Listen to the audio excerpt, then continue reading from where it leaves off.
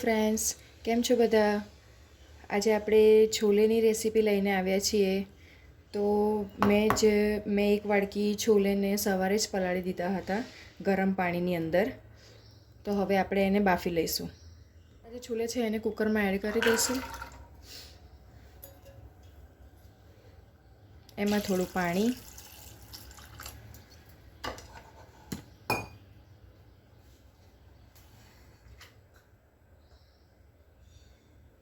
એક ચમચી હળદર, થોડુંક મીઠું,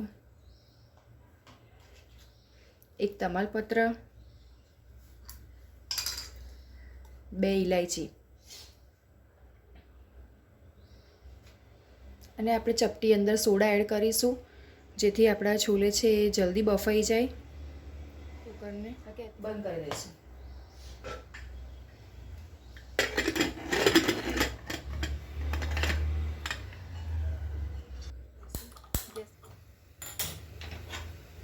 અને કુકરને રાખીને આપણે 4 થી 5 વિસલ કરી લેવાની છે જેથી આપણા જે છોલે છે એ સરસ રીતે બફાઈ જાય.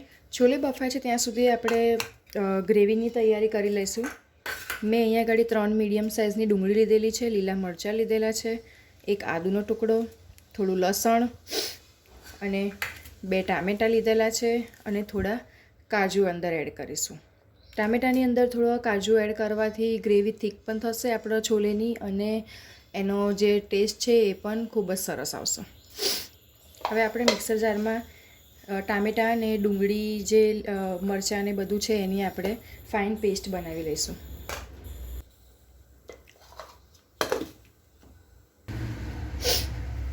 ડુંગળીની, મરચાંની અને લસણની ગ્રેવી આપણી તૈયાર થઈ ગઈ છે. હવે આપણે આને એક બાઉલમાં કાઢી લઈશું. પછી એની જ અંદર આપણે ટામેટાં અને કાજુની પણ ગ્રેવી કરી લઈશું.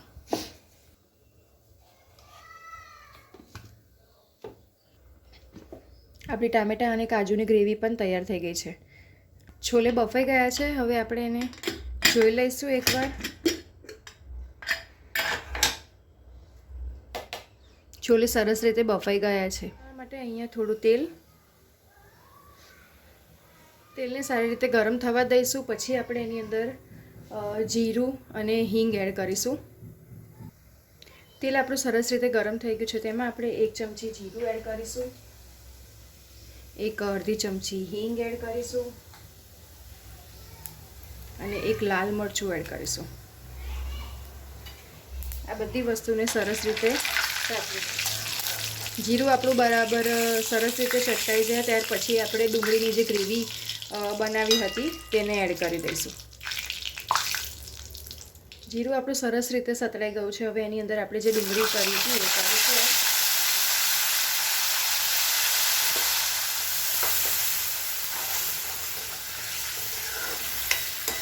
ડુંગળીની ગ્રેવીને આપણે સરસ રીતે સાતળી દેવાની છે. જ્યાં સુધી એની સાઈડમાંથી તેલ છૂટું ના પડી જાય ત્યાં સુધી આપણે એને સાતળવાની છે.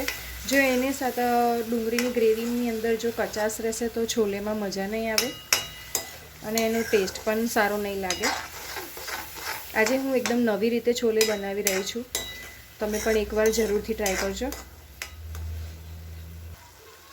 ડુંગળી સરસ રીતે સતળાઈ ગઈ છે. તમે જોઈ શકો છો કે એની ગ્રેવી એકદમ સરસ રીતે કૂક થઈ ગઈ છે. હવે એની અંદર જે પાણીનું પ્રમાણ હતું એ બધું જ બળી ગયું છે. હવે આપણે એની અંદર જે ટામેટાં અને કાજુની પેસ્ટ કરી હતી એ એડ કરી દઈશું.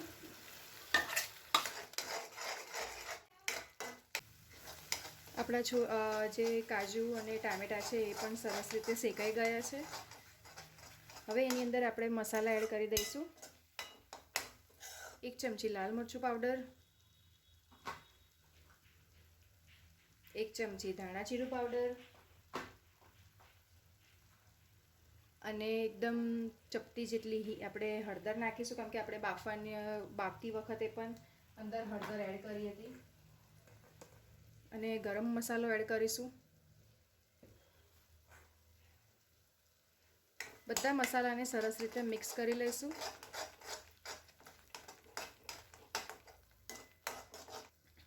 મસાલા જે આપણે એડ કર્યા હતા એ સરસ રીતે કૂક થઈ ગયા છે ગ્રેવીની અંદર. હવે એની અંદર આપણે થોડીક કસ્તુરી મેથી એડ કરીશું હું ગ્રેવીની અંદર જ કસ્તુરી મેથીને એડ કરી દઉં છું, જેથી એ સરસ રીતે અંદર શેકાઈ પણ જાય અને એનો ટેસ્ટ પણ ખૂબ જ સરસ લાગે છે. હવે ગ્રેવીની અંદર આપણે છોલે એડ કરી દઈશું.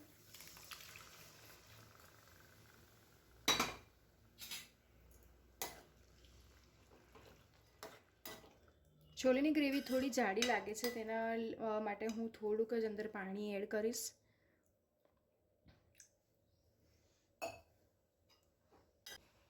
કેમ કે આપણા છોલે હજુ કૂક થશે ત્યાં સુધીમાં એની ગ્રેવી વધારે જાડી થઈ જશે, તેથી થોડું પાણી અંદર એડ કરી દઈશ.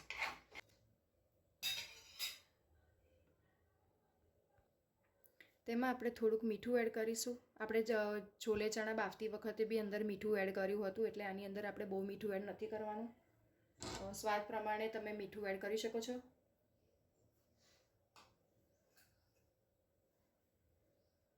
અને અડધું લીંબુ એડ કરું છું.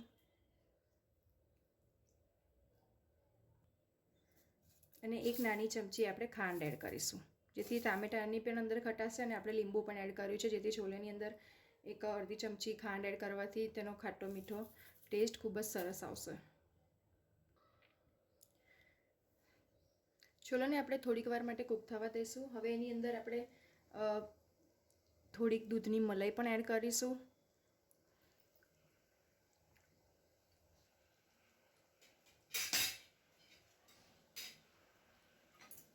દૂધની મલાઈ એડ કરવાથી છોલેનો ટેસ્ટ એકદમ ક્રીમી ટાઈપ આવે છે થોડો. એટલે તમે પણ આ રીતની છોલેની રેસીપી જરૂરથી ટ્રાય કરજો.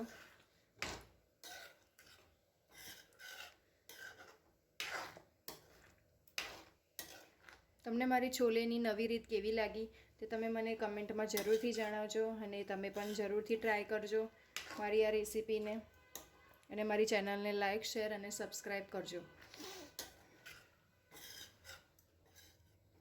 હવે આપણે ગેસની ફ્લેમને બંધ કરી દઈશું. આપણા છોલે રેડી છે. તેને હવે આપણે પૂરી ભટુરેની સાથે કે પછી રોટલી સાથે કે જીરા રાઈસની સાથે પણ ખાઈ શકીએ છીએ.